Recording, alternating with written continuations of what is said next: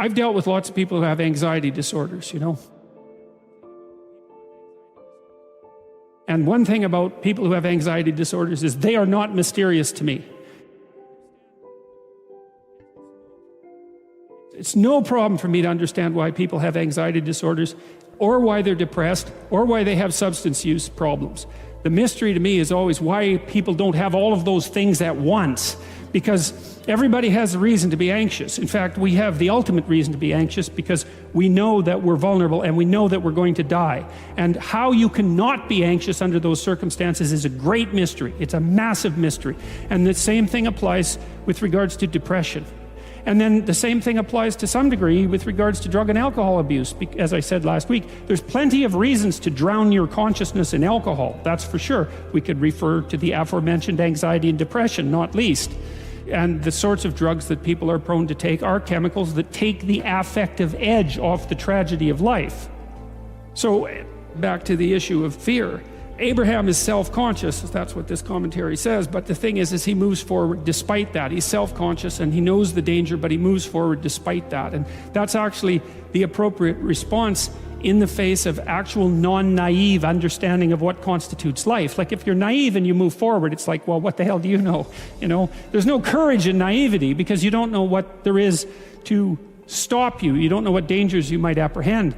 But to be aware of what it is that your problem is, so to be alert existentially, let's say, or to be fully self-conscious means that you're perfectly aware of your limitations and how you might be hurt, and then to make the decision to move forward into the unknown and the land of the stranger. Anyways, I would say that's one of the secrets to a good life. And I can say that really without fear of contradiction, I would say, because the clinical literature on this is very, very, very clear.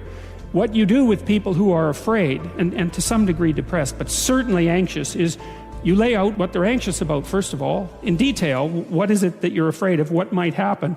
And then you decompose it into small problems, hypothetically manageable problems, and then you have the person expose themselves to the thing that they're afraid of, and what happens isn't that they get less afraid. That isn't what the clinical literature indicates exactly.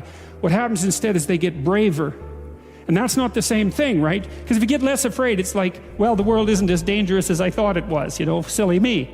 If you get braver, that's not what happens. What happens is, yeah, the damn world's just as dangerous as I thought, or maybe it's even more dangerous than I thought, but it turns out that there's something in me that responds to taking that on as a voluntary challenge and grows and thrives as a consequence. And there's no doubt about this. Even the psychophysiological findings are quite clear.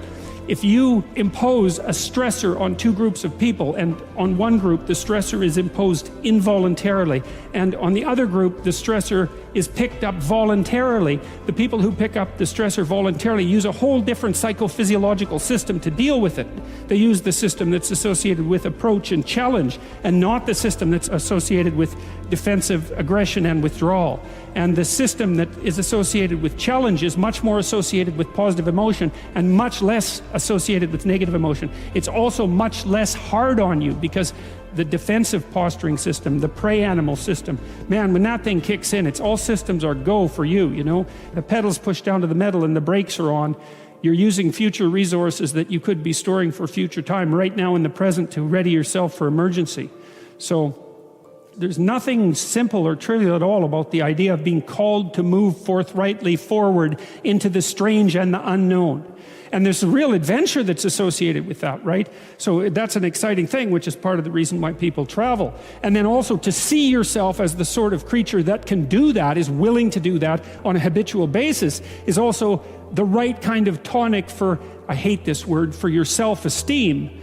Because the self-esteem has nothing to do with feeling good about yourself. As I already mentioned, there isn't necessarily a reason why a priori you should just feel good about yourself. But if you can view yourself acting in a courageous and forthright manner and encountering the world and trying to improve your lot and taking risks, in a non-naive way, well, then you have something that you can comfort yourself with at night when you're wondering what the whole damn point is of your futile and miserable life.